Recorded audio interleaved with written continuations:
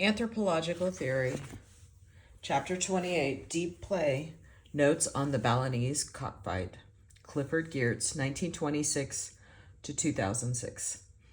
The Raid.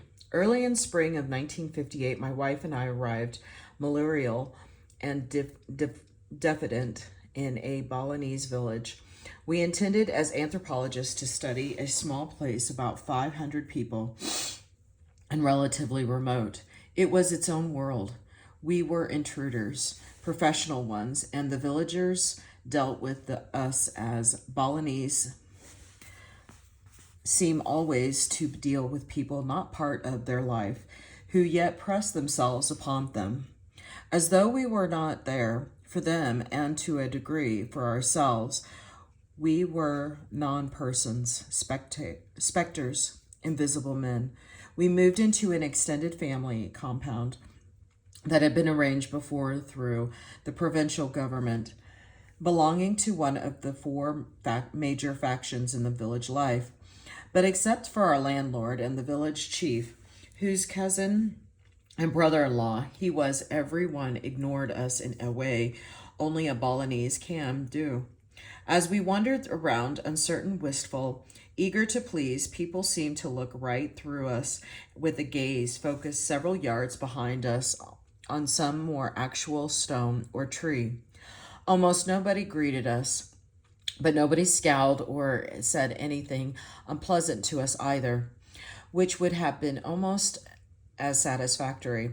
If we venture to approach something one is powerfully inhibited from doing in such an atmosphere, he moved negligently but defiantly away. If seated or leaning against a wall, we had him trapped. He said nothing at all or mumbled what for the Balinese is the ultimate non-word yes. The indifference, of course, was studied. The villagers were watching every move we made, and they had an enormous amount of quite accurate information about who we were and what we were going to be doing. But they acted as if we simply did not exist, which in fact, as this behavior was designed to inform us, we did not, or anyway, not yet. This is, as I say, general in Bali. Everywhere else I have been in Indonesia, and more laterally in Morocco. When I have gone into a new village, people have poured out from all sides to take a very close look at me, and often an all too probing feel as well. In Balinese villages, at least those away from the tourist circuit, nothing happens at all. People go on pounding, chatting, making offerings, staring into space, carrying baskets about while one drifts around, feeling vaguely disembodied. And the same thing is true on the individual level. When you first meet a Balinese, he seems virtually not to relate to you at all. He is, in the term Gregory Bateson and Margaret Mead made famous, away. Then in a day, a week, a month, with some people the magic moment never comes.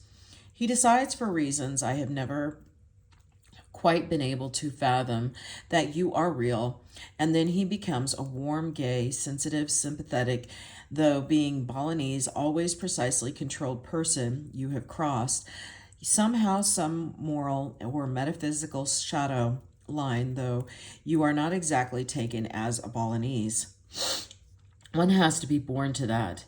You are at least regarded as a human being rather than a cloud or a gust of wind.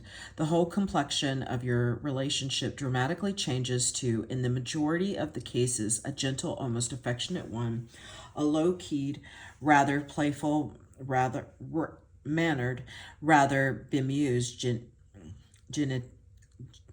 geniality. My wife and I were still very much in the gust of wind stage, a most frustrating, and even as you soon begin to doubt whether you are really real after all, unnerving one, when 10 days or so after your arrival, a large cockfight was held in the public square to raise money for a new school. Now, a few special occasions arise. Cockfights are illegal in Bali under the Republic, as for not altogether unrelated reasons. They were under the Dutch, largely as a result of the pretensions or Puritanism radical nationalism tends to bring with it. The elite, which is not itself so very Puritan, worries about the poor, ignorant peasant gambling all his money away about what foreigners will think about the waste of time better devoted to building up the country. It sees cockfighting as primitive, backward, unprogressive, and generally unbecoming and ambitious nation. And as with those other embarrassments, opium smoking, begging, or uncovered breasts, it seeks rather unsystematically to put a stop to it. Of course, like drinking during Prohibition or today smoking marijuana, cockfights being a part of the Balinese way of life, nonetheless go on happening and with extraordinary frequency. And as with the prohibition of marijuana from time to time, the police, who in 1958 at least were almost all not Balinese but Javanese, feel called upon to make a raid, confiscate to the cocks and spurs, fine a few people, and even now and then expose some of them in the tropical sun for a day as object lessons, which never somehow get learned, even though occasionally, quite occasionally, the object dies. As a result, the fights are usually held in a secluded corner of a village in semi-secrecy, a fact which tends to slow the action a little. Not very much, but the Balinese do not care to have it slowed at all. In this case, however, perhaps because they were raising money for a school that the government was unable to give them, perhaps because raids had been a few recently, perhaps as I gathered from subsequent discussion, there was a notion that the necessary bribes had been paid. They thought they could take a chance on the central square and draw a larger and more enthusiastic crowd without attracting the attention of the law. They were wrong. In the midst of the third match, with hundreds of people, including still transparent myself and my wife, effused into a single body around the ring, a superorganism in the literal sense, a truck full of policemen armed with machine guns roared up. Amid great screeching cries of police from the crowd, the policemen jumped out and, springing into the center of the ring, began to swing their guns around like gangsters in a motion picture. Though not going so far as actually to fire them, the superorganism came instantly apart as its components scattered in all directions. People raced down the road, disappeared headfirst over walls, scrambled under platforms, folded themselves behind wicker screens. Excuse me. Scuttled up coconut trees, cocks armed with steel spurs sharp enough to cut off a finger or run a hole through a foot were running wildly around. Everything was dust and panic. On the established anthropological principle, when in Rome, my wife and I decided one only slightly less instantaneously than everyone else that the thing to do was to run too. We ran down the main village street northward away from where we were living, for we were on that side of the ring. About halfway down, another fugitive ducked suddenly into a compound, his own, it turned out, and we seeing nothing ahead of us but rice fields, open country, and a very high volcano followed him. As the three of us came tumbling into the courtyard, his wife, who had apparently been through this sort of thing before, whipped out a tablecloth, 3 chairs, and 3 cups of tea, and we all, without any explicit communication whatsoever, sat down, commenced to sip tea, and sought to compose ourselves. A few moments later, one of the policemen marched importantly into the yard, looking for the village chief. The chief had not only been at the fight, he had arranged it. Excuse me. When the truck drove up, he ran to the river, stripped off his sarong, and plunged in so he could say, when it length, they found him sitting there pouring water over his head, that he had been away bathing when the whole affair had occurred, and was ignorant of it. They did not believe him and fined him 300 rupiah, which the village raised collectively. Seeing me and my wife, white men, there in the yard, the policeman performed a classic double take. When he found his voice again, he asked approximately what in the devil did we think we were doing there. Our host of 5 minutes leaped instantly to our defense, producing an impassioned description of who and what we were, so detailed and so accurate that it was my turn.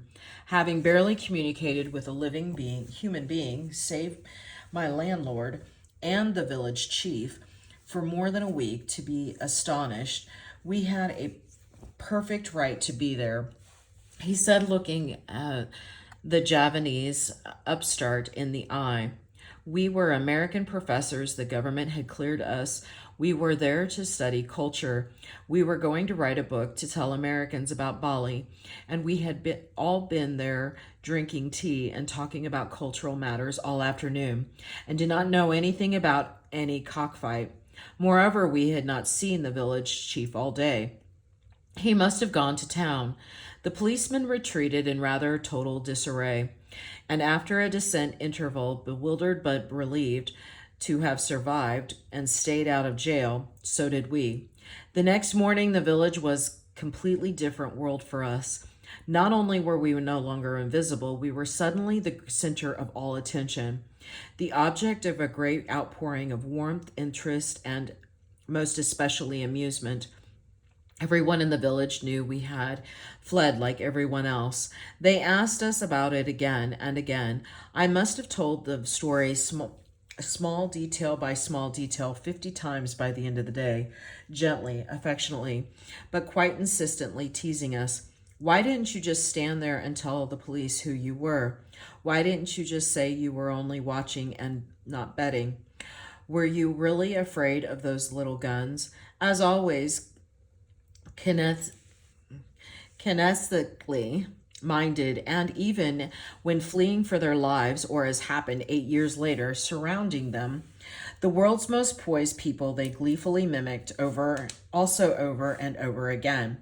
Our graceless style of running and what they claimed were our panic-stricken facial expressions, but above all, everyone was extremely pleased and even more surprised that we had not simply pulled out our papers. They knew about those too and asserted our distinguished visitor status, but had instead demonstrated our solidarity with what we were now our co-villagers. What we had actually demonstrated was our cowardice. But there is a fellowship in that too. Even Brahmana priest, an old grave, halfway to heaven type who, because of its associations with its underworld, would never be involved, even distantly in a cockfight, and was difficult to approach even to other Balinese, had us called into his courtyard to ask us about what had happened. Chuckingly, happily at the sheer extraordinariness of it all. In Bali, to be teased is to be accepted. It was the turning point so far as our relationship to the community was concerned, and we were quite literally in the whole village opened up to us, probably more than it ever would have otherwise. I might actually never have gotten to that priest, and our accidental host became one of my best informants, and certainly very much faster. Getting caught or almost caught in a vice raid is perhaps not very generalizable recipe for achieving that mysterious necessity for anthropological fieldwork or poor, but for me it worked very well. It led to a sudden and unusual completeness of acceptance into a society extremely difficult for outsiders to penetrate. It gave me the kind of immediate inside view, grasp of an aspect of peasant mentality that anthropologists, not fortunate enough to flee headlong with their subjects from armed authorities, normally do not get. And perhaps most important of all, for the other things might have come in other ways, it put me very quickly onto a combination emotional explosion, status war, and philosophical drama of significance to the society whose inner nature I desired to understand. By the time I left, I had spent about as much time looking into cockfights as into witchcraft, irrigation, caste, or marriage. Of cocks and men, Bali, mainly because of its Bali, is well-studied place.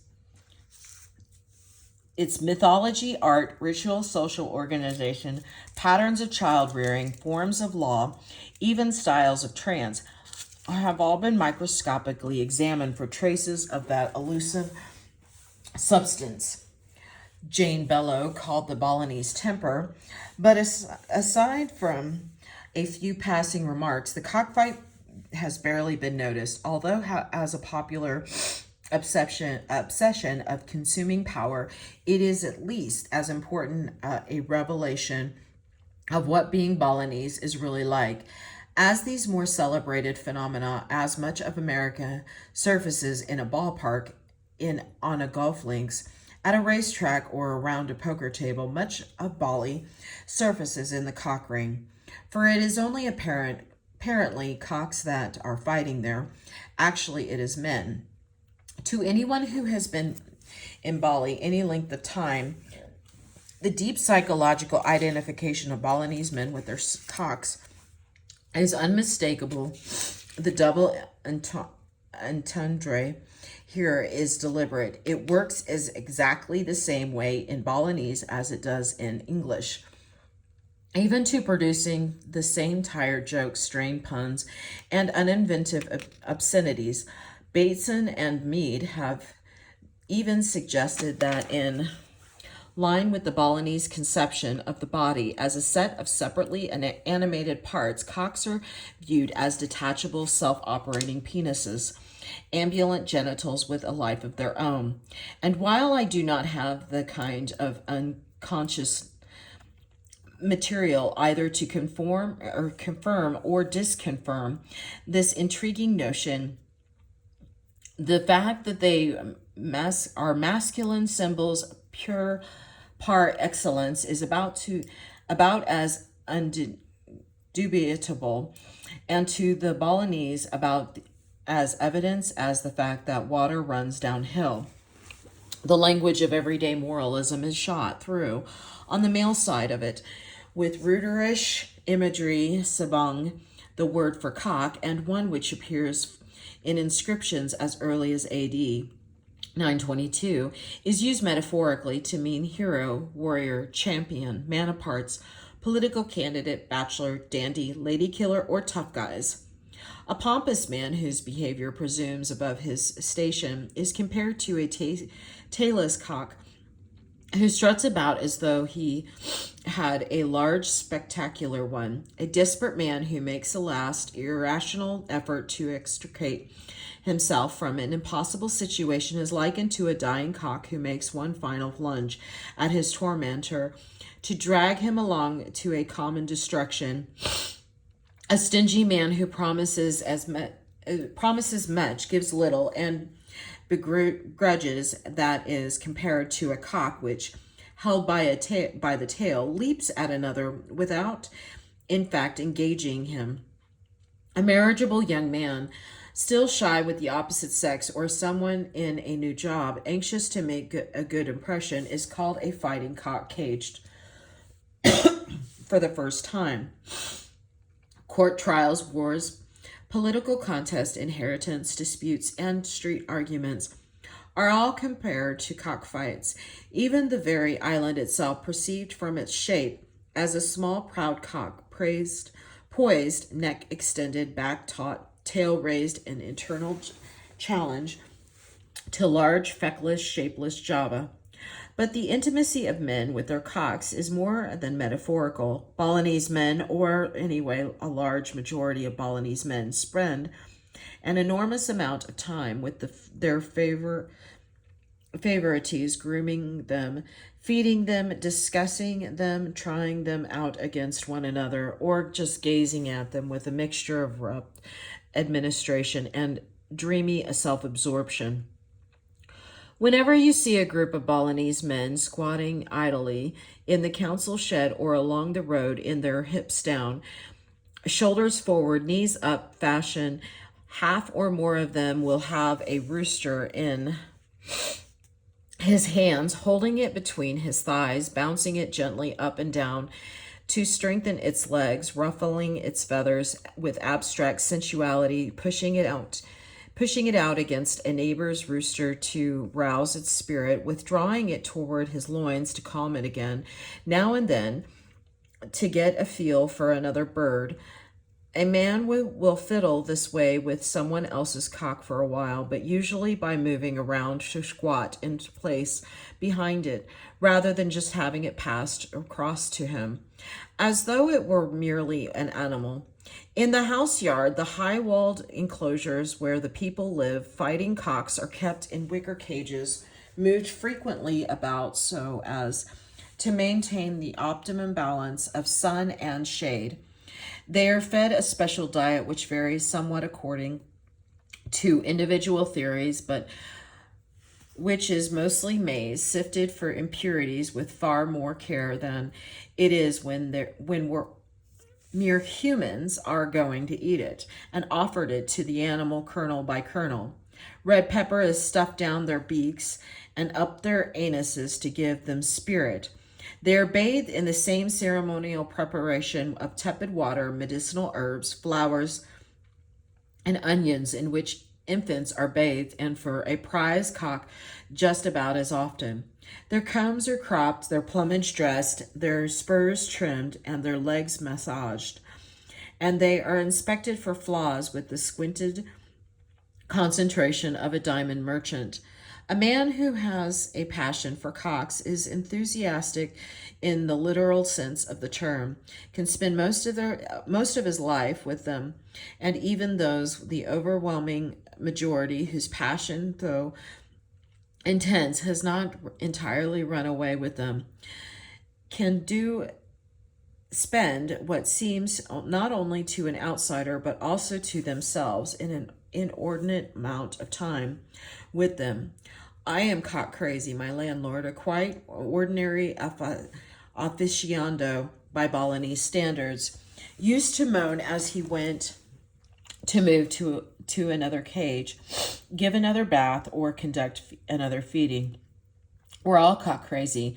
The madness has some less visible dimensions, however, because although it is true that cocks are symbolic expressions or magnifications of their owner's self, the narcissist male ego, writ out in Aspian terms, they are also expressions, and rather more immediate ones, of what the Balinese regard as the direct inversion, aesthetically, morally, and metaphysically, of human status and animality.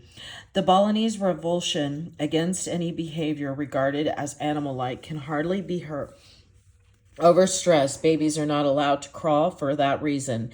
Incest, though hardly approved, is a much less horrifying crime than bestiality. The appropriate punishment for the second is death by drowning, for the first being forced to live like an animal. Most demons are represented in sculpture, dance, ritual, myth, in some real or fantastical animal form. The main puberty rites consists in filing the child's teeth so they will not look like animal fangs. Not only the defecation, but eating is regarded as a disgusting, almost obscene activity to be conducted hurriedly and privately because of its association with animality.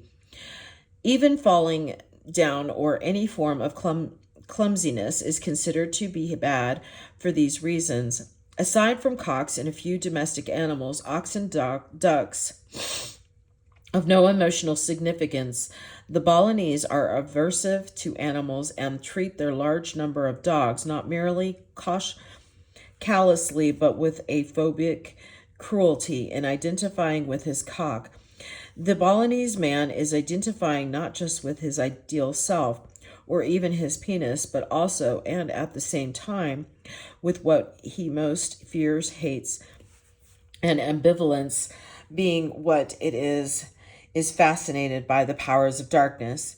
The connection of cocks and cockfighting with such powers with the animalistic demons that threaten constantly to invade the small cleared off space in which the Balinese have so carefully built their lives and devour its inhabitants is quite explicit.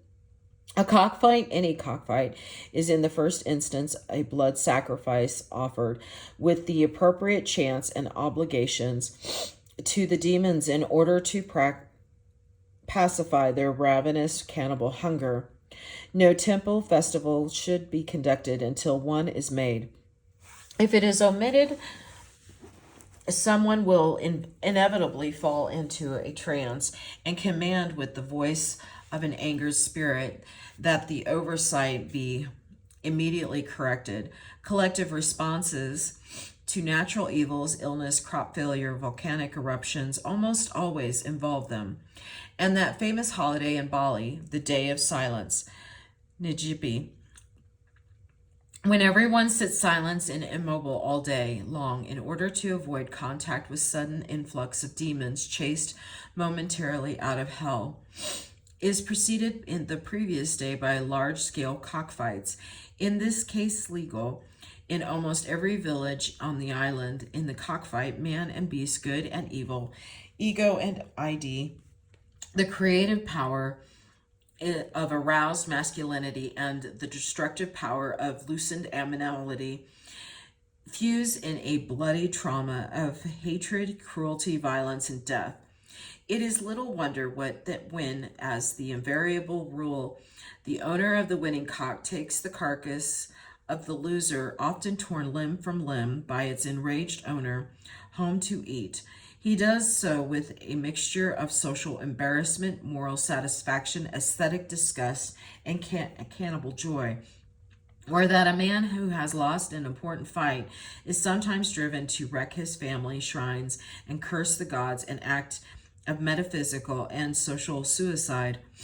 Or that in seeking earthly analogs for heaven and hell, the Balinese compare the former to the mood of a man whose cock has just won, the latter to that of a man whose cock has just lost. The fight,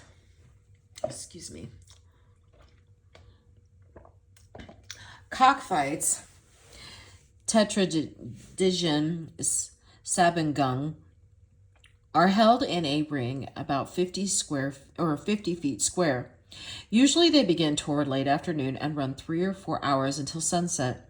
About 9 or 10 separate matches, sehet, comprise a program. Each match is precisely like the others in general pattern.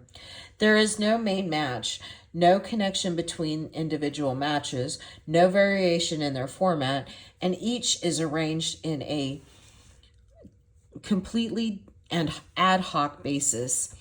After a fight has ended and the emotional debris is cleaned away, the bets have been paid, the curse is cursed, the carcass is possessed, 7, 8, perhaps even a dozen men slip negligently into the ring with a cock and seek to find a logical opponent for it.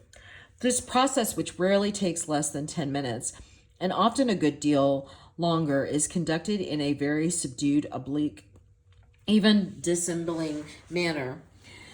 Those not immediately involved give it at best, but disguised, sidelong attention. Those who embarrassedly are attempt to pretend somehow that the whole thing is not really happening.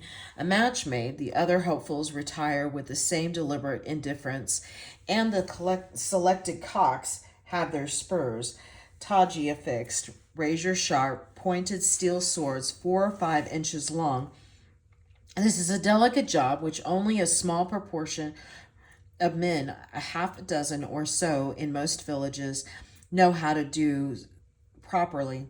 The man who attaches the spurs also provides them, and if the rooster he assists wins, its owner awards him the spur leg of the victim. The spurs are affixed by winding a long length of string around the foot of the spur and the leg of the cock. For reasons I shall come to presently, it is done somewhat differently from case to case and is an obsessively deliberate affair. The lore about spurs is extensive. They are sharpened only at eclipses and the dark of the moon, should be kept out of sight of women, and so forth, and they are handled both in use and out, with the same curious combination of fussiness and sensuality. The Balinese direct toward ritual objects generally. The spurs affixed the two cocks are placed by their handlers, who may or may not be their owners, facing one another in the center of the ring. A coconut pierced with a small hole is placed in a pail of water, in which it takes about 21 seconds to sink, a period known as tijing, and marked at beginning and end by the beating of a slit gong. During these 21 seconds of the handlers, Pingong Keb are not permitted to touch their roosters.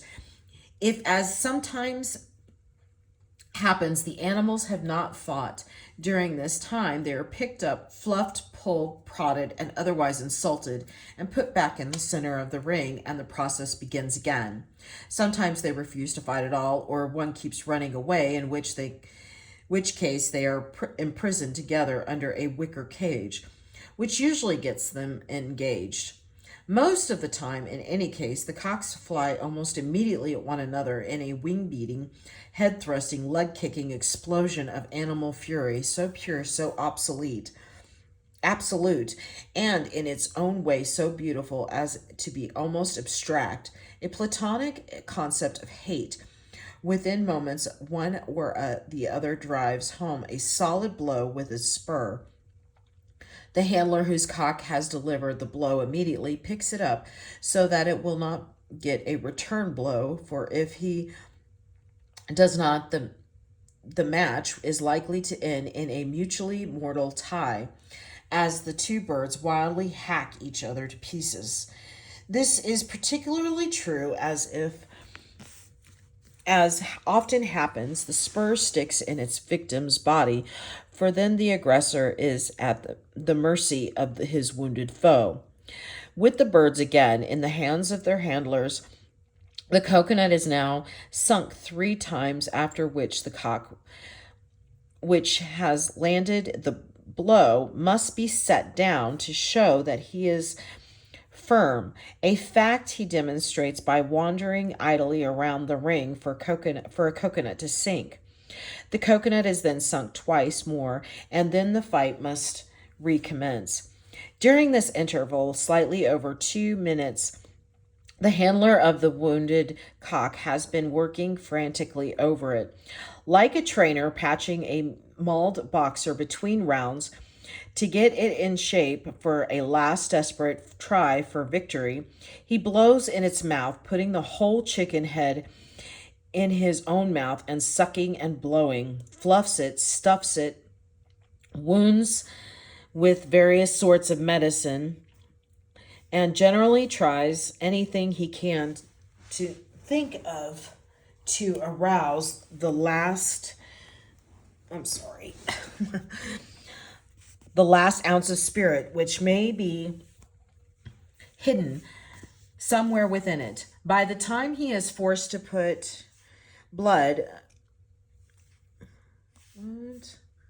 it back down, he is usually drenched in chicken blood, but as in prized fighting, a good handler is worth his weight in gold. Some of them can virtually make the dead walk, at least long enough for the second and final round. In the climactic battle, if there is one, sometimes the wounded cock simply expires in the handler's hands, or immediately as it is placed down. The cock who landed the first blow usually proceeds to finish off his weakened opponent, but this is far from an inevitable outcome. For if a cock can walk, he can fight, and if he can fight, he can kill. And what counts in which cock expires first? If the wounded one can get a stab in and stagger on until the other drops, he is the official winner, even if he himself topples over an instant later.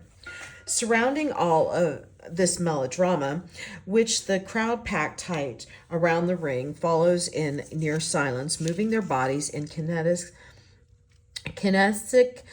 sympathy with the movement of the animals, cheering their champions on with wordless hand motions, shiftings of the shoulders, turnings of the head, falling back in masse as the cock with the murderous spurs careens toward one side of the ring. It is said that spectators sometimes lose eyes and fingers from being too attentive. Surging forward again as they glanced off toward another is a vast body of extraordinarily elaborate and precisely detailed rules. These rules, together with the developed lore of cocks and cockfighting which accompanies them, are written down in palm leaf manuscripts, lenteur orientale, passed on from generation to generation as part of the general legal and cultural tradition of the villages. At a fight, the umpire Saja Kamang de Jour Kimbar, the man who manages the coconut, is in charge of their application, and his authority is absolute. I have never seen an umpire's judgment questioned on any subject, even by the more despondent losers, nor have I ever heard, even in private, a charge of unfairness directed against one, or, for that matter, complaints about umpires in general. Only exceptionally well trusted, solid, and given the complexity of the code, knowledgeable citizens perform this job, and in fact, men will bring their cocks only to fights presided over by such men. It is also the umpire to whom accusations of cheating, which, though rare in the extreme occasionally arise, are referred, and it is he who, in the not infrequent cases where the cocks expire virtually together, decides which, if either, for though the Balinese do not care for such an outcome, there can be ties, went first.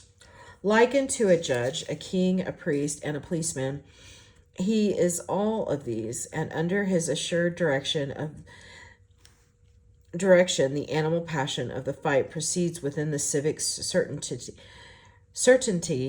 of the law. In the dozens of cockfights I saw in Bali, I never once saw an altercation about rules. Indeed, I never saw an open altercation, other than those between cocks at all. This crosswise doubleness is an event which, taken as for a fact of nature, is a rage untrammeled, and taken as a fact of culture, is form perfected, defines the cockfight as a sociological entity. A cockfight is what searching for a name for something not vertebrate enough to be called a group, and not structureless enough to be called a crowd. Irving Goffin has called a focused gathering a set of persons engrossed in a common flow of activity and relating to one another in terms of that flow. Such gatherings meet and disperse. The participants in them fluctuate. The activity that focuses them is discrete, a particulate process that reoccurs rather than a continuous one that endures. They take their form from the situation that evokes them, the floor on which they are placed, as Goffman puts it. But it is a form, and an articulate one nonetheless.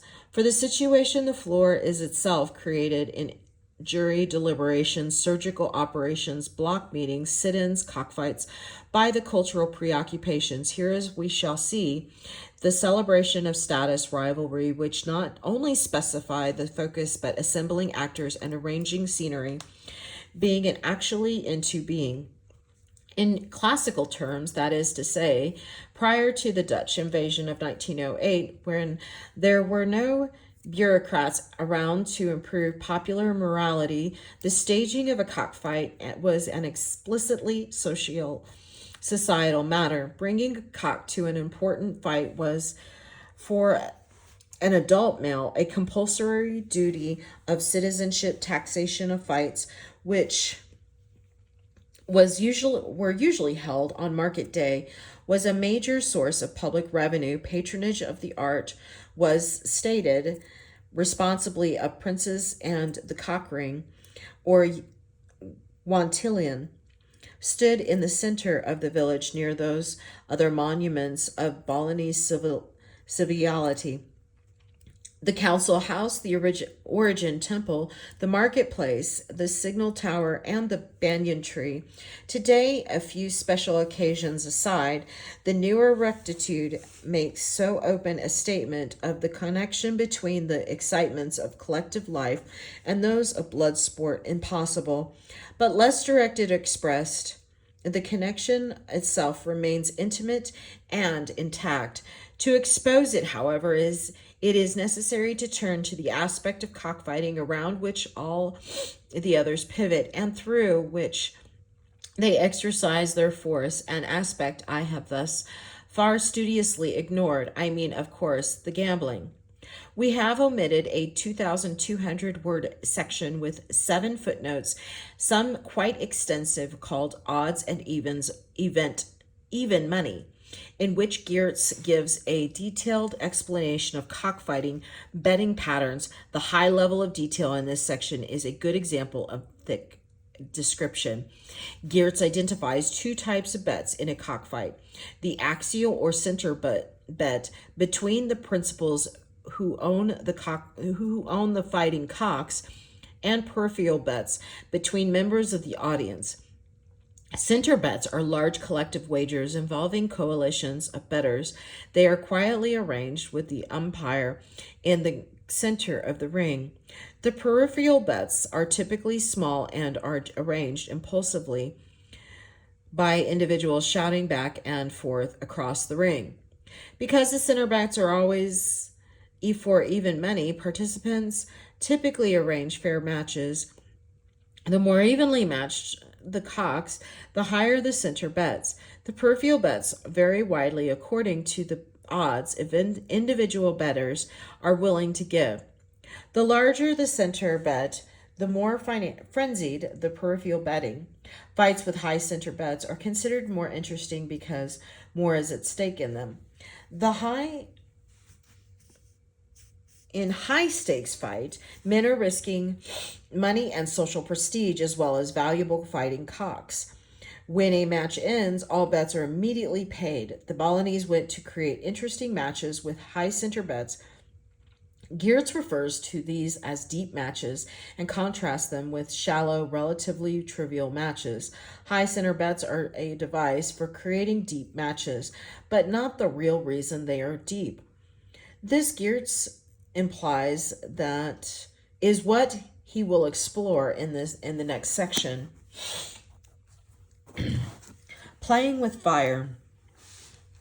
Bentham's concept of deep play is found in the theory of legislation. By it he means play in which the stakes are so high that it is, from his utilitarian standpoint, irrational for men to engage in it at all.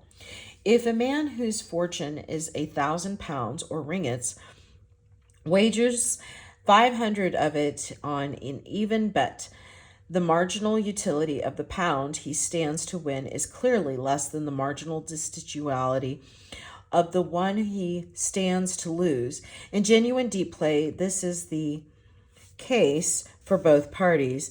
They are both in over their heads, having come together in search of pleasure. They have entered into a relationship which will bring the participants considered collectively net pain rather than net pleasure. Bentham's conclusion was therefore that deep play was immoral from first principles, and a typical step for him should be prevented legally. But more interesting The ethical problem, at least for our concerns here, is that despite the logical force of Bentham's analysis, men do engage in such play both passionately and often, and even in the face of law's revenge. For Bentham and those who think he as he does nowadays, mainly lawyers, economists, and a few psychiatrists, the explanation is, as I have said, that such men are irrational addicts, fetishes, children, fools, savages who need only to be protected against themselves. But for the Balinese, though naturally they do not formulate it into so many words, the explanation lies in the fact that in such play, money is less a measure of utility had or expected than it is a symbol of moral import. Perceived or imposed, it is in fact in shallow games, ones in which smaller amounts of money are involved, that increments and decrements of cash are more nearly synonymous or synonyms for utility and disutility. In the ordinary expanded sense for pleasure and pain, happiness and unhappiness in deep ones, where the amounts of money are great, much more is at stake than a material gain, namely esteem, honor, dignity, respect, in a word, though in Bali a profoundly freighted word status, it is at stake. Symbolically, for a few cases of ruined addict gamblers aside, no one's status is actually altered by the outcome of a cockfight. It is only, and that momentarily, affirmed or insulted.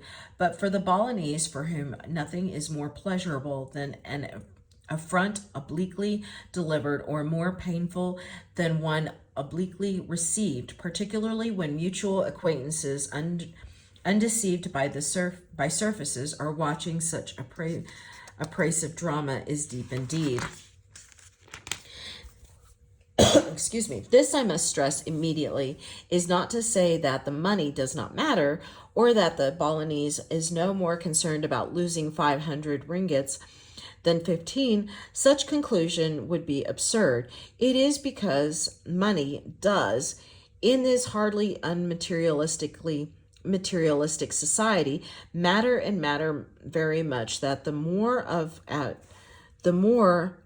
it one risks, the more of a lot of other things, such as one's pride, one's poise, one's dispassion,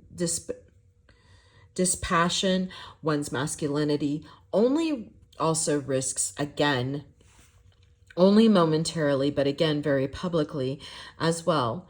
In deep cockfights, an owner and his collaborators, and as well as we shall see, to lesser but still quite real extent, also their backers on the outside put their money where their status is. It is in large part because the marginal disduality of loss is so great at the higher levels of betting that to engage in such betting is to lay one's public self elusively and metaphorically, though the medium of one's cock on the line, and though to a Benthamite this might seem merely to increase the irrationality of the enterprise, that much further to the Balinese what it mainly increases is the meaningfulness of it all. And as to follow Weber rather than Bentham, the imposition of meaning on life is the major end and primary condition of human existence. That access the significance more than compensates for the economic costs involved. Actually, given the even money quality of the larger matches, important changes in material for fortune among those who regularly participate in them seem virtually non-existent, because matters more or less even out over the long run. It is actually in the smaller, shallow fights where one finds the handful of more pure addict-type gamblers involved, those who are in in it mainly for the money, that real changes in social position, largely downward, are effected. Men of this sort, plungers, are highly dispraised by true cockfighters as fools who do not understand what the sport is all about. Vulgarians who simply miss the point of it all. They are these addicts, regarded as fair game for the genuine enthusiast. Those who do not understand to take little money away from something that is easy enough to do by luring them through the force of their greed into irrational bets on mismatched cocks. Most of them do indeed engage to ruin themselves in a remarkably short time. But there always seems to be one or two of them around pawning their land and selling their clothes in order to bet at any particular time. The graduated correlation of status gambling with deeper fights and inversely money gambling with shallower ones is in fact quite general. Bettors themselves form a socio-moral hierarchy in these terms. As noted earlier, at most cockfights, there are around the very edges of the cockfight area a large number of mindless, sheer chance type gambling games, roulette, dice throw, coin spin, pea under the shell, operated by concessionaries. Only women, children, adolescents, and various other sorts of people who do not, or not yet, fight cocks. The extremely poor, the socially despised, the personally idiosyncratic play at these games at, of course, penny ante levels. Cockfighting men would be ashamed to go anywhere near them. Slightly above these people in standing are those who, though they do not themselves fight cops, but bet on the similar matches around the edges. Next, there are those who fight cocks in small or occasionally medium matches, but have not the status to join in the larger ones, though they may bet from time to time on the side in those. And finally, there are those who really substantial members of the community, of the solid citizenry around whom local life revolves, who fight in the larger fights and bet on them around the side. The focusing element in these focused gatherings, these men generally dominate and define the sport as they dominate and define the society.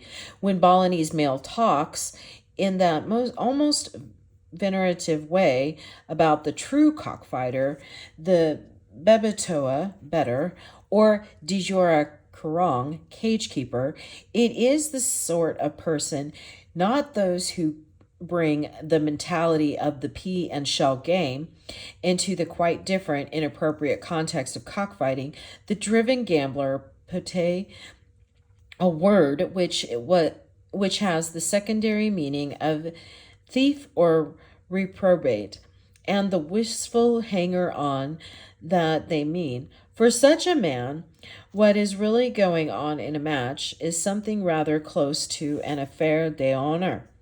Though with the Balinese talent for practical fantasy, the blood that is spilled is only figuratively human than to the stupid mechanical crank of a slot machine. What makes Balinese cockfighting deep is thus not money in itself, but what the more of it that is involved, the more so.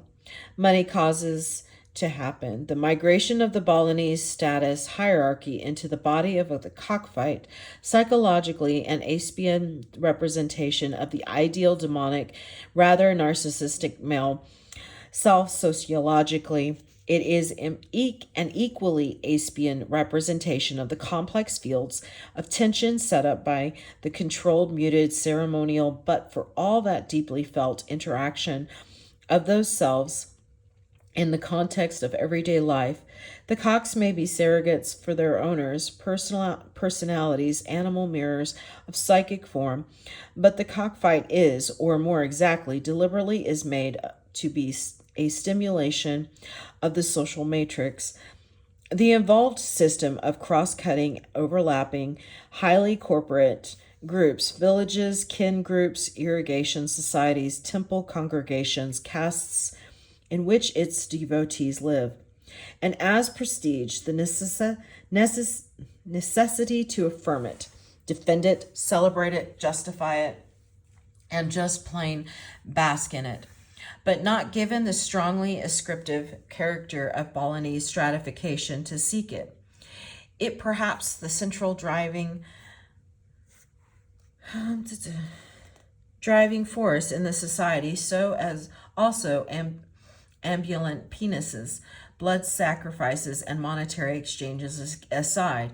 It is of the cockfight that this apparent amusement and seeming sport is, to take another phrase from Irving Goffman, a status bloodbath. The easiest way to make this clear, and at least to some degree to demonstrate it, is to invoke the village whose cockfighting activities I observed the closest, the one in which the raid occurred and from which my statistical data are taken. Like all Balinese villages, this one Tithigan in the Klungkung region of southeast Bali is intricately organized, a labyrinth of alliances and oppositions. But unlike many two sorts of corporate groups, which are also status groups, particularly stand out, and we may concentrate on them, in part for a whole way, without undue distortion. First, the village is dominated by four large patrilineal, partly endogamous, decent groups, which are constantly vying with one another and form the major factions in the village. Sometimes they group two and two, or rather the two larger ones versus the two smaller ones, plus all the unaffiliated people. Sometimes they operate independently. There are also sub-factions within them, sub-factions within the sub-factions, and so on to rather fine levels of distinction.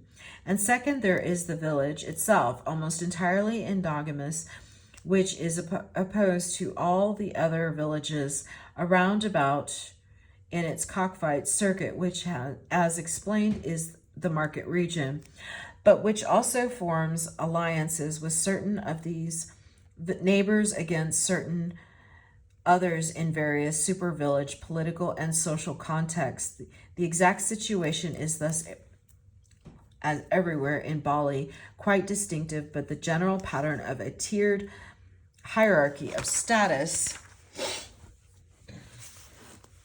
rivalries between highly corporate but various based groupings, and thus between the members of them, is entirely general. Consider then as support of the general thesis that cockfight, and especially for the deep cockfight, is fundamentally a dramatization of status concerns, the following facts, which, to avoid extended ethnographic description, I shall simply pronounce to be facts, though the concrete evidence, examples, statements, and numbers that could be brought to bear in support of them is both extensive and unmistakable.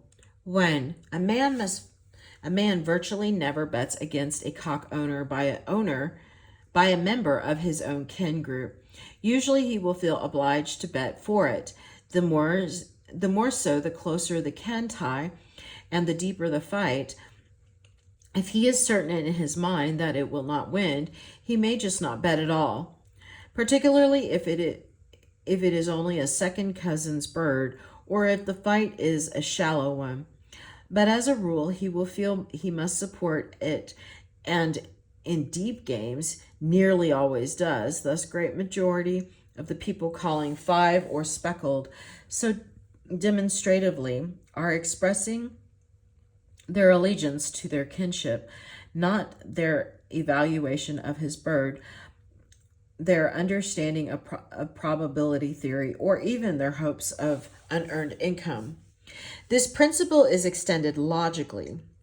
If your kin group is not involved, you will support an allied kin group against an unallied one in the same way, and so on, all through the very involved networks of alliances, which, as I say, make up this as any other Balinese village. 3. So too for the village as a whole, if an outsider cock is fighting any cock from your village, you will tend to support the local one. If what is a rarer circumstance but occurs every now and then, a cock from outside your cockfight circuit is fighting one inside it, you will also tend to support the home bird. 4. Cocks which come from any distance are almost always favorites, for the theory is the man would not have dared to bring it if it was not a good cock. The more so the further he has come. His followers are, of course, obliged to support him, and when the more grand-scale legal cockfights are held on holidays and so on, the people of the village take what they regard to be the best cocks in the village, regardless of ownership, and go off to support them, although they will almost certainly have to give odds on them and to make large bets to show that they are not a cheapskate village. Actually, such away games, though infrequent, tend to mend the ruptures between village members, and that the constantly occurring home games where village factions are opposed rather than united exasperate. Number 5.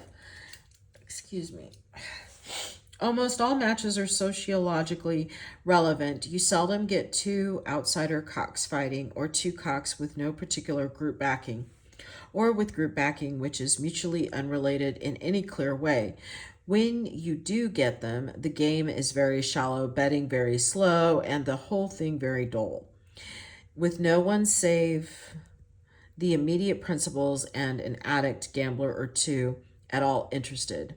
6. By the same token, you rarely get two cocks from the same group, even more rarely from the same subfaction, and virtually never from the same subfaction, which would be in most cases one extended family, fighting similarly in outside village fights. Two members of the village will rarely fight against one another, even though as bitter rivals they would do so with enthusiasm on their home grounds.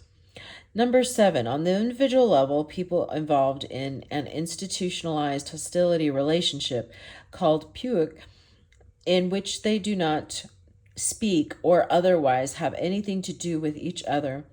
The causes of this formal breaking of relations are many: wife capture, inheritance arguments, political differences, will bet very heavily, sometimes almost maniacally, against one another in what is a frank and direct attack in the very masculinity of the ultimate ground of his status of the opponent.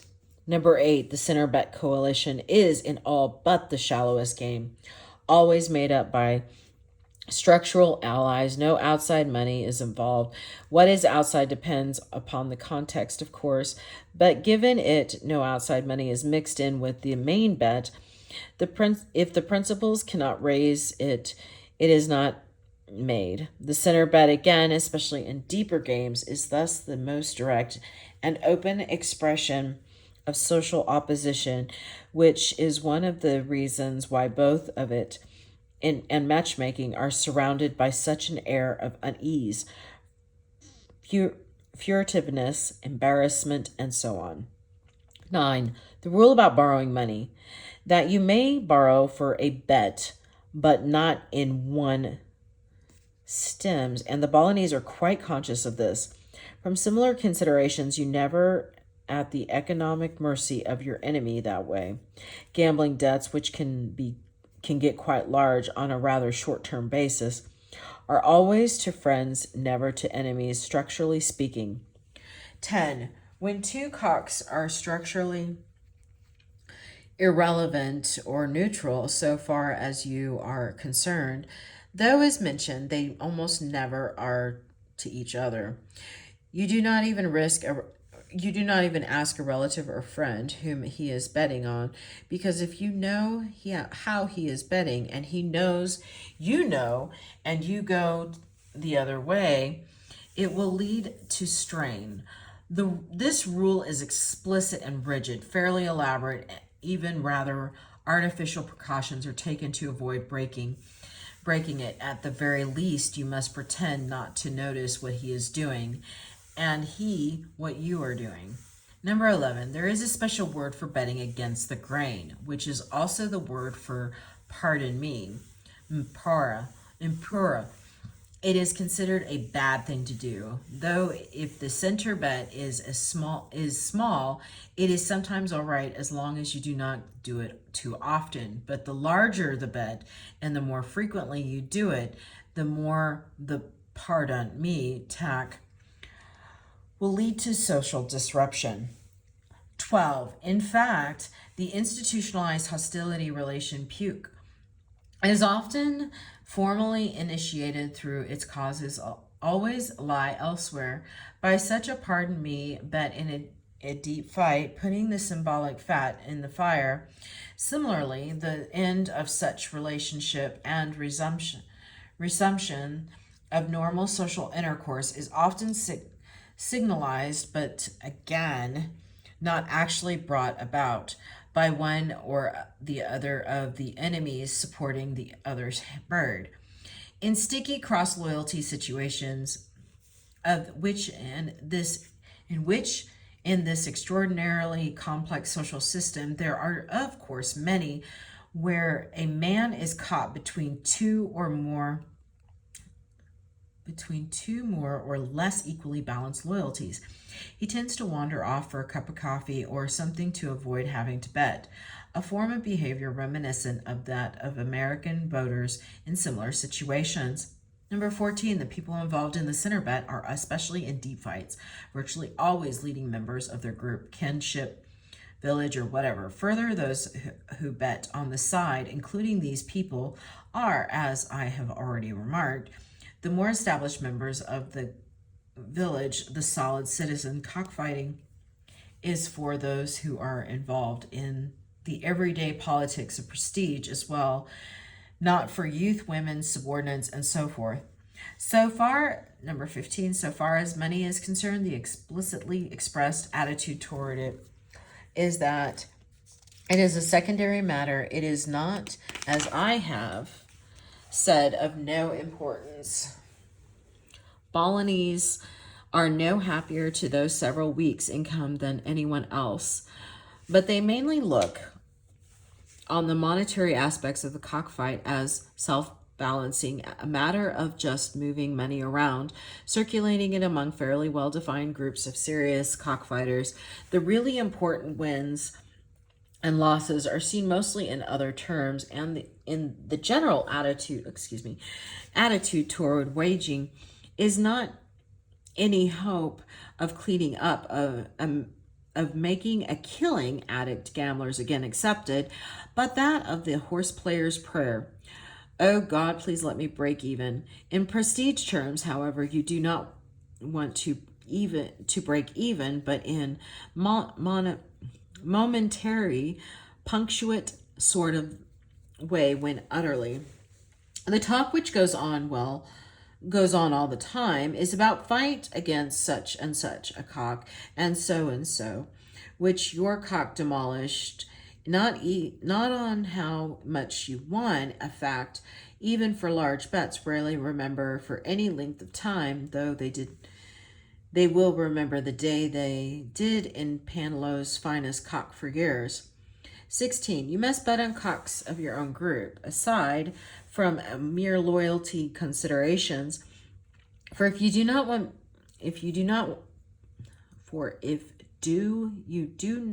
people generally will say, my goodness, it's a tongue twister. Sorry about that. What is he too proud for the likes of us? Does he have to go to Java or Denpasar, the capital town, to bet? He is such an important man. Thus, there is a general pressure to bet, not only to show that you are important locally, but that you are not so important that you look down on everyone else as unfit even to be rivals. Similarly, home team people must bet against outside cocks, or the outsiders will accuse them a serious charge of just collecting entry fees and not really being interested in cockfighting, as well as, again, being arrogant and insulting. Finally, number 17, the Balinese peasants themselves are quite aware of all this and can, and at least to an ethnographer, do state most of it in approximately the same terms as I have. Fighting cocks, almost every Balinese I have ever discussed the subject with has said, is like playing with fire, only not getting burned. You activate the village and kin group rivalries and hostilities, but in play form, coming dangerously and entrancingly close to the expression of open and direct interpersonal and intergroup aggression, something which again almost never happens in the normal course of ordinary life. But not quite, because after all, it is only a cockfight. More observations of this sort could be advanced, but perhaps the general point is, if not made, at least well delineated, and the whole argument thus far can be usefully summarized in a formal paradigm. The more a match is between near status equals and or personal enemies between high status individuals, the deeper the match, One, the closer the identification of cock and man, or more properly, the deep the match, the more the man will advance his best, most closely identified with cock. The finer the cocks involved, and the more exactly they will be matched. 3, the greater the emotion that will be involved, and the more the general absorption in the match. 4, the higher the individual bets the center and outside, the shorter the outside bet odds will tend to be, and the more betting there will be overall. Number 5, the less an economic and the more a status view of gaming will be involved, and the soldier, the citizens who will be gaming. Inverse arguments hold for the shallower the fight, culminating in a reverse sense in the coin spinning and dice throwing amusement. For deep fights, there are no absolute upper limits, though there are, of course, practical ones. And there are a great many legend-like tales of great duel in the sun combats between lords and princes in classical times. For cockfighting has always been as much an elite concern as a popular one. Far deeper than anything anyone, even aristocrats, could produce today. Anywhere in Bali, indeed, one of the great culture heroes of Bali is a prince called after his passion for this sport, the cockfighter, who happened to be away at a very deep cockfight with the neighboring prince. In the whole of his family, father, brothers, wives, sisters, were assassinated by commoner usurpers. Thus spared, he returned to dispatch the upstart, regain the throne, reconstitute the Balinese high tradition, and build its most powerful, glorious, and prosperous state. Along with everything else that the Balinese see in fighting cocks, themselves, their social order, abstract hatred, masculinity, demonic power, they also see the archetype of status, virtue, the arrogant, resolute, honor mad player with real fire, the Kastarka prince. Feathers, blood, crowds, and money. Poetry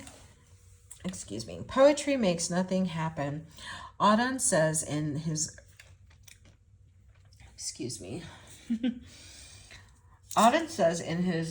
Elegy of Yeats, it survives in the valleys of its saying, a way of happening, a mouth, the cockfight too.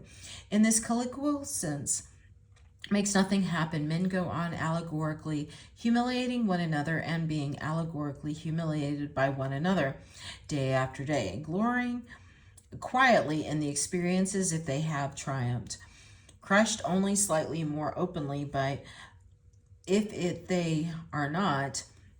But no one's status really changes. You cannot ascend the status ladder by when in cockfights, you cannot, as an individual, really descend it at all, nor can you descend it that way. All you can do is enjoy and savor, or suffer and withstand. The concocted sensation of drastic and momentary movement, along with an aesthetic semblance of that latter, a kind of behind the mirror status jump which has the look of mobility without its actuality.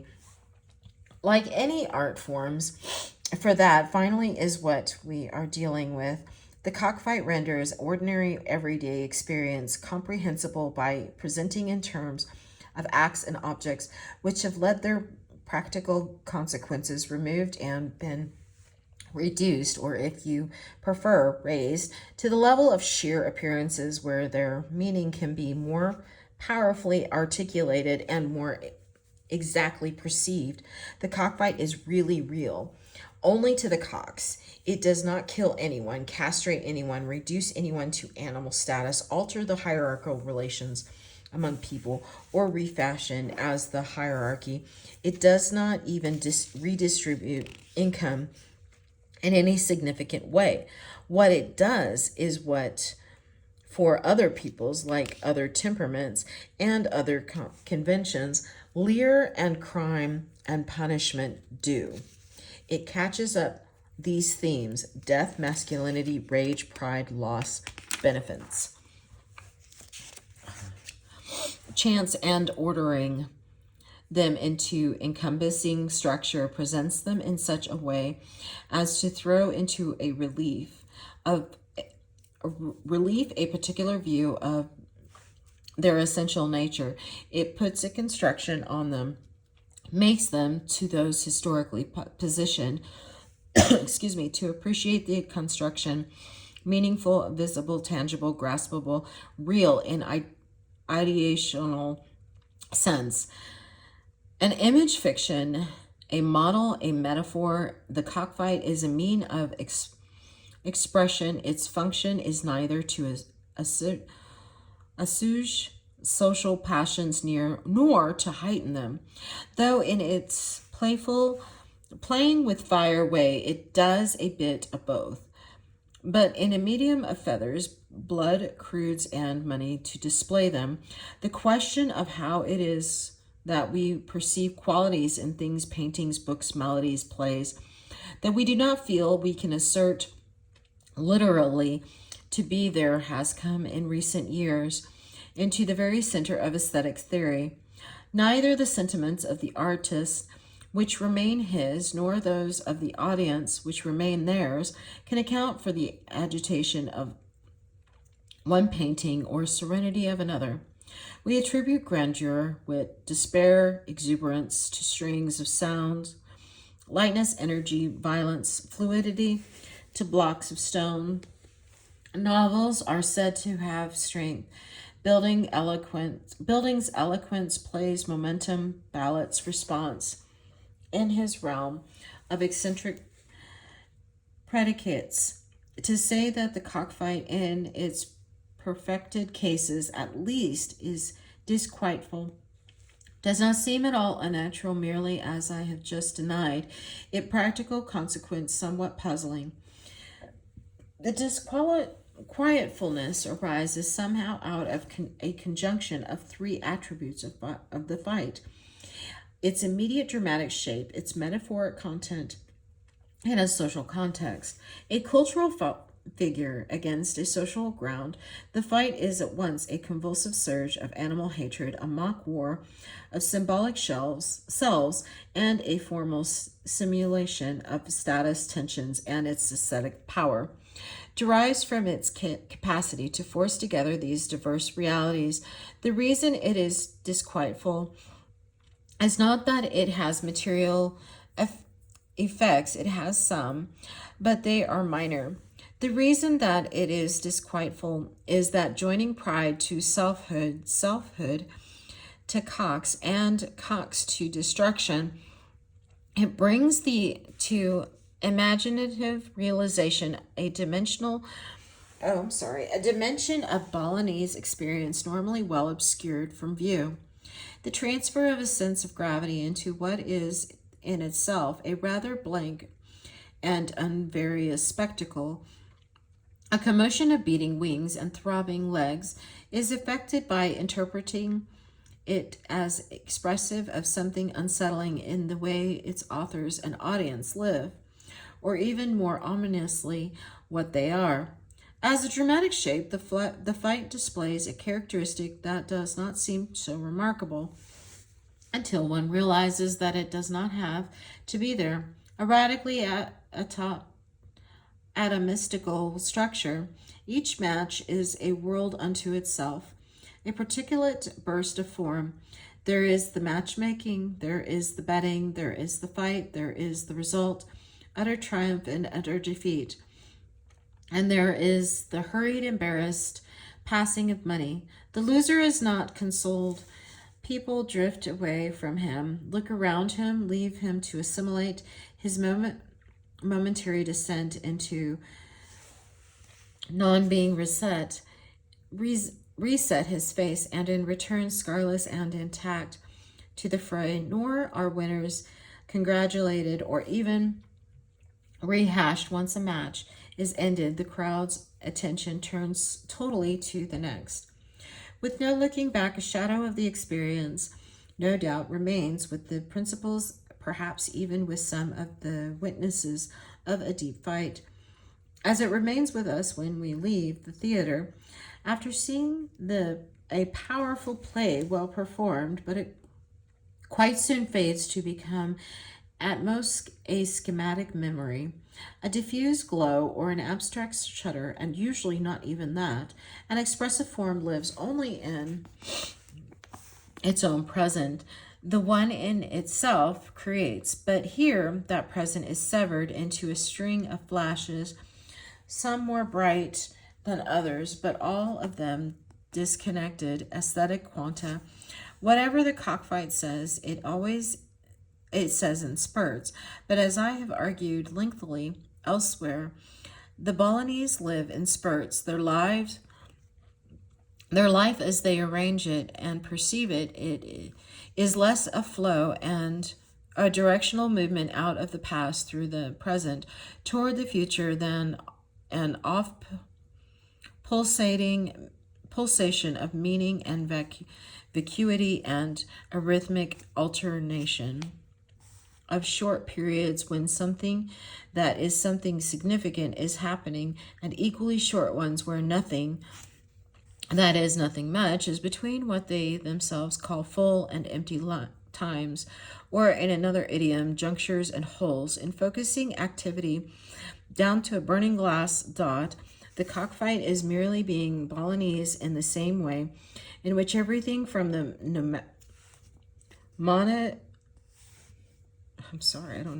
monadic encounters of everyday life through the clinging pointlessism of gameland, music to the visiting day of the gods, temple celebrations are.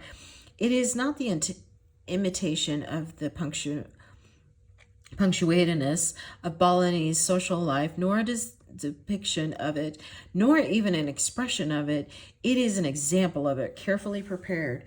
If one dimension of the cockfight structure, its lack of temporal directionality, makes it seem a typical segment of the general social life.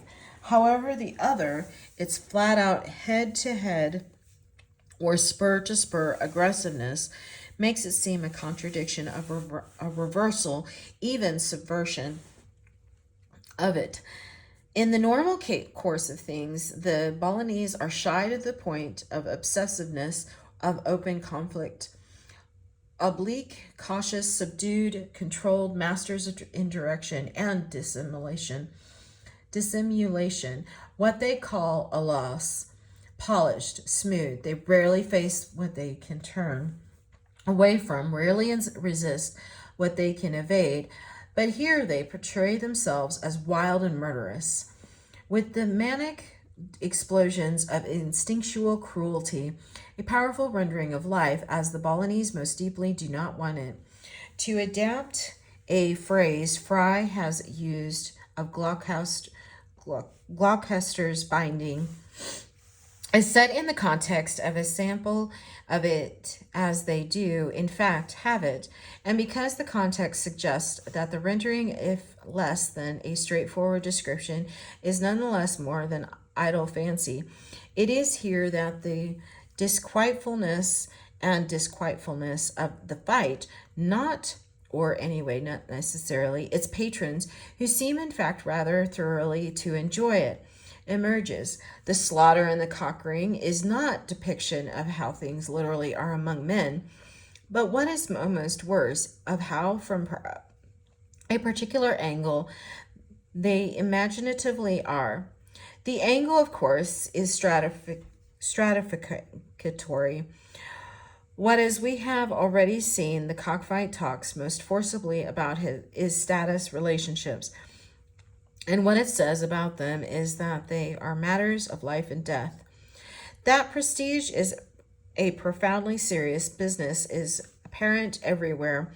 One looks in Bali, in the village, the family, the economy, the state, a peculiar fusion of Polynesian title ranks and Hindu castes. The hierarchy of pride is the moral backbone of this society, but only in the cockfight are the sentiments upon which that hierarchy rests revealed in their natural colors. Enveloped elsewhere in a haze of etiquette, a thick cloud of euphemism and ceremony, gesture, and allusion, they are here expressed in only the thinnest disguise of animal masks, a mask which, in fact, demonstrates them far more effectively than it conceals them. Jealousy is as much a part of Bali as poise, envy as grace, brutality as charm, but without the cockfight, the Balinese would have a much less certain understanding of them, which is presumably why they value it so highly. Any expressive form works when it works by disarranging semantic context. It's a tongue twister. In such a way that properties conventionally ascribed to certain things are unconventionally ascribed to others, which are then seen actually to possess them. To call the wind a cripple, as Stevens does, to fix tone and manipulate timbre, as Schonenberg does, or closer to our case, to picture an art critic as a dissolute bear, as Hogarth does, is to cross conceptual wires the established conjunctions between objects, and their qualities are altered and phenomena. Fall weather, melodic shape, or cultural journalism are clothed in signifiers which normally point to other referents. Similarly to connect and connect and connect, the collision of roosters with the divisiveness of status is to invite a transfer of perceptions from the former to the latter, a transfer which is at once a description and a judgment. Logically, the transfer could, of course, as well go the other way, but like most of the rest of us, the Balinese are a great deal more interested in understanding men than they are in understanding cocks. What sets the cockfight apart from the ordinary course of life lifts it from the realm of everyday practical affairs and surrounds it with an aura of enlarged importance is not, as functionalist sociology would have it, that it reinforces status discriminations. Such reinforcement is hardly necessary in a society where every act proclaims them, but that it provides a metasocial social commentary upon the whole matter of assorting human beings into fixed hierarchical ranks and then organizing the major part of collective existence around the assortment. Its function, if you want to call it that, is interpretive. It is a Balinese reading of Balinese experience, a story they tell themselves about themselves, saying something of something. This is going to be a tongue twister. Excuse me. To put the matter that this way is to engage in a bit of a metaphorical refocusing of one's own for its shifts, the analysis of cultural forms from an endeavor in general parallel to dissecting an organism, diagnosing a symptom, deciphering a code, or ordering a system. The dominant analogies in contemporary anthropology to one in general parallel with the penetration of literary text. If one takes the cockfight or any other collectively sustained symbolic structure as a means of saying something of something, to invoke a famous Aristotelian tag, then one is faced with a problem not in social mechanics but social semantics. For the anthropologist, whose concern is with formulating sociological principles, not with promoting or appreciating cockfights, the question is, what does one learn about such principles from examining culture as an assemblage of texts? Such an extension of the notion of a text beyond written material and even beyond verbal is, though metaphorical, not, of course, all that novel, the Interpretatio Naturae tradition of the Middle Ages, which, culminating in Spinoza, attempted to read nature as scripture, the Nietzschean effort to treat value systems as glosses on the will to go to power, or the Marxian one to treat them as glosses on property relations, and the Freudian replacement of the enigmatic text of the manifest stream with the plain one of the latent all offer precedents, if not equally recommendable ones. But the idea remains theoretically undeveloped. And the more profound corollary, so far as anthropology is concerned, that cultural reforms can be treated as texts, as imaginative works built out of social materials, has yet to be systematically exploited. In the case at hand, to treat the cockfight as a text is to bring out a feature of it. In my opinion, the central feature of it, that treating it as a rite or pastime, the two most obvious alternatives would tend to be obscure. Its use of emotion for cognitive ends, what the cockfight says, it says in a vocabulary of sentiment, the thrill of risk, the despair of loss, the pleasure of triumph. Yet what it says is not merely the risk of is exciting, loss depressing, or triumph gratifying, banal tautologies of effect, but that it is of the emotion of these emotions, thus exampled by the example that society is built and individuals are put together attending cockfights and participating in them is for the Balinese a kind of sentimental education. What he learns there is what his culture ethos and his private sensibility, or anyway, certain aspects of them look like when spelled out externally in a collective text, that the two are near enough alike to be articulated in the symbolics of a single such text. And the disquieting part, that the text in which this revelation is accomplished consists of a chicken hacking another mindlessly to bits. Every people, the proverb loves its own form of violence. The cockfight is the Balinese reflection on theirs, on its look, its uses, its force, its fascination. Drawing on almost every level of Balinese experience, it brings together themes: animal savagery, male narcissism, opponent gambling, status rivalry, mass excitement, blood sacrifice, whose main connection is their involvement with rage and the fear of rage, and binding them into a set of rules which at once contains them and allows them play.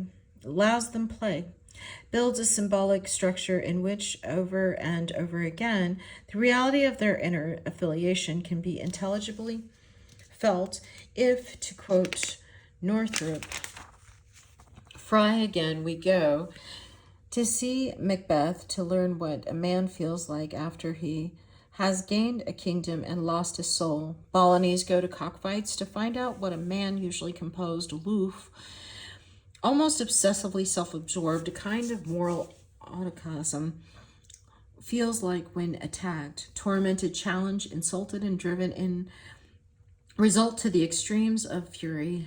He has totally triumphed or been brought totally low. The whole passage, as it takes us back to Aristotle, though to the poetics rather than the hermeneutics, is worth quotation.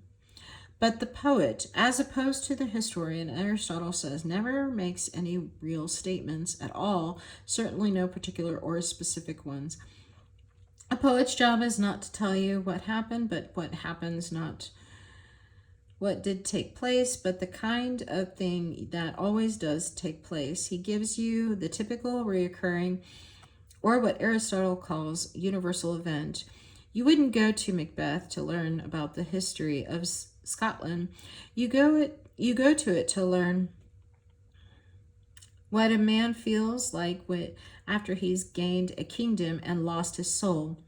When you meet such a character as McGee in Dickens, you don't feel that there must have been a man Dickens knew who was exactly like this. You feel that there's a bit of McGee in almost everybody you know, including yourself. Our impressions of human life are picked up one by one and remain for most of us loose and disorganized, but we constantly find things in literature that suddenly coordinate and bring into focus a great many such impressions. And this is part of what Aristotle means by a typical or universal human event. Excuse me. It is this kind of bringing of assorted experiences of everyday life to focus a cockfight set aside from the life as only a game and reconnected to it as more than a game, accomplishes and so creates what better than typical or universal could be called a paradigmatic human event. That is one that tells us what happens then the kind of thing that would help if not the case. Life were art and could be as freely shaped by styles of feeling as Macbeth and David Copperfield are. Enacted and reenacted so far without end, the cockfights enable the Balinese as read and reread. Macbeth enables us to see a dimension of his own subjectivity as he watches fight after fight with the active watching of an owner and or better. For cockfighting has no more interest as a pure spectator sport than does croquet or dog racing. He grows familiar with it and what it has to say to him, much as the attentive listener to string quartets or the absorbed viewer of still life grows slowly more familiar with them in ways which opens his subjectivity to himself. Yet because in another of those paradoxes, along with painted feelings and unconsequented acts which haunt aesthetics, that subjectively does not properly exist until it is thus organized, art forms generate and regenerate that very subjectivity they pretend only to display. Quartets, still lives, and cockfights are not merely reflections of a pre-existing sensibility. Analogically represented, they are positive agents in the creation and maintenance of such a sensibility. If we see ourselves as a pack of McGees, it is from reading too much Dickens. If we see ourselves unillusioned realists, it is from reading too little. And similarly, for Balinese cocks and cockfights, it is in such a way coloring experience with the light they cast it in, rather than through whatever material effects they may have, that the arts play in their role as arts in social life. In the cockfight, then the Balinese forms and discovers his temperament and his society's temper at the same time, or more exactly. He forms and discovers a particular facet of them. Not only are there a great many other cultural texts providing commentaries on status, hierarchy, and self-regard in Bali, but there are a great many other critical sectors of Balinese life besides the stratificatory and the agnostic that receive such commentary. The ceremony consecrating a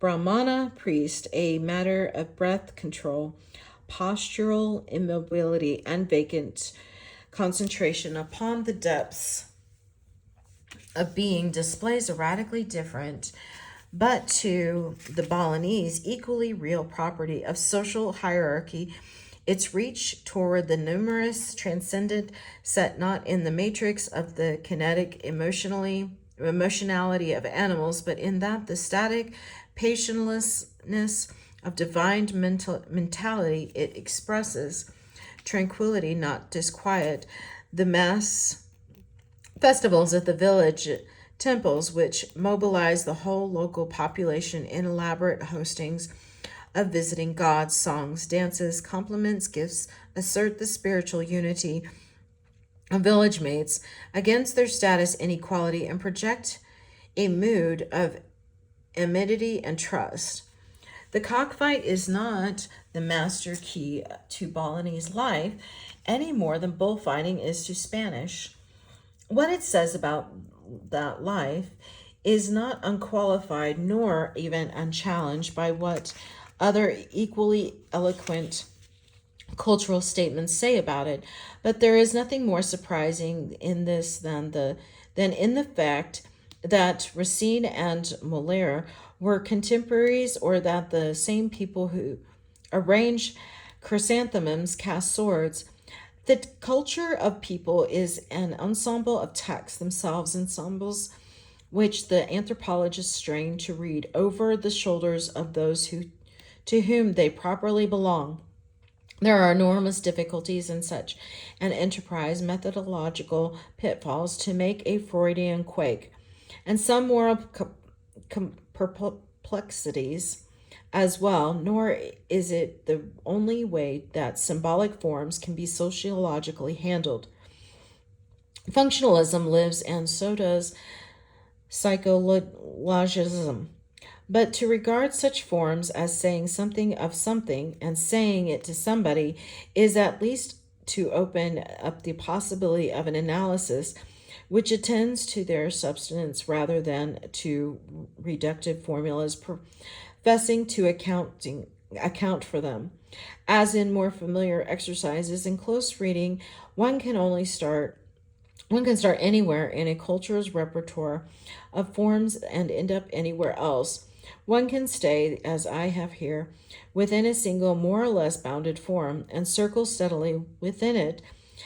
One can move between forms in search of a broader unities of informing contrast. One can even compare forms from different cultures to define their character in reciprocal relief. But whatever the kind of level at which one operates, however intricately the guiding principle is the same, societies, like lives, contain their own interpretations, as has only to learn how to gain access to them.